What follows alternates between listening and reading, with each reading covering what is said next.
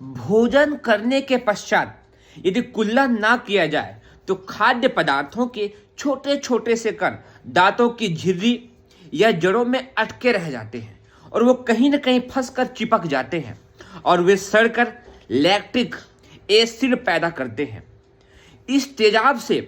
दांतों का गलना आरंभ हो जाता है, अर्थात जो आपने चीजें खाई थी उसके बारीक बारीक कर जो दांतों में फंस गए हैं, यदि आप भोजन के पश्चात कुल्ला नहीं करते हैं तो लैक्टिक एसिड बनता है और वह इतना खतरनाक होता है जो दांतों को अंदर ही अंदर खोखला कर देता है, दांतों को हिलने के लिए मजबूर कर देता है, उसमें कीड़े लगना आरंभ कर देते हैं।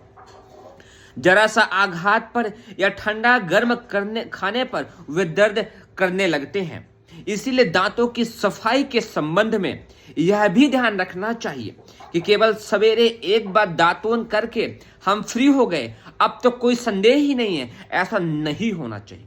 जब भी आप भोजन करें, भोजन के पश्चात हल्के हाथों की अंगुलियों के सहारे से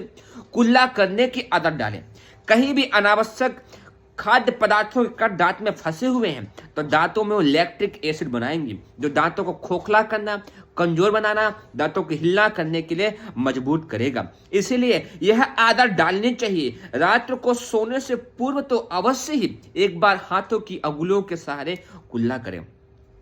रात में अन्न के कण चुपचाप सड़ते रहकर दांतों के लिए बहुत बड़ा संकट उत्पन्न करते हैं, इसका बढ़िया अवसर प्राप्त कर लेते हैं। इसीलिए सुबह के समान ही रात्र को भी सोने के पूर्व भोजन के पश्चात दांतों को हल्का कुल्ला करके ही सोना चाहिए, अन्यथा वो लैक्टिक एसिड आपके दांतों को अंदर ही अंदर खोखला कमजोर बना देगा और आपके दांत कई तरह की बीमारियों से ग्रसित हो जाएंगे। अतः इन सब बातों का विशेष ध्यान दें और हो सके तो अनावश्यक ब्रश से घंटों घंटों रगड़ने के अलावा आप दातून करिए, हाथों की पेस्ट से अंगुलियों की मालिश करिए, कभी कभी तेल की मालिश करिए, दांतों को आपस में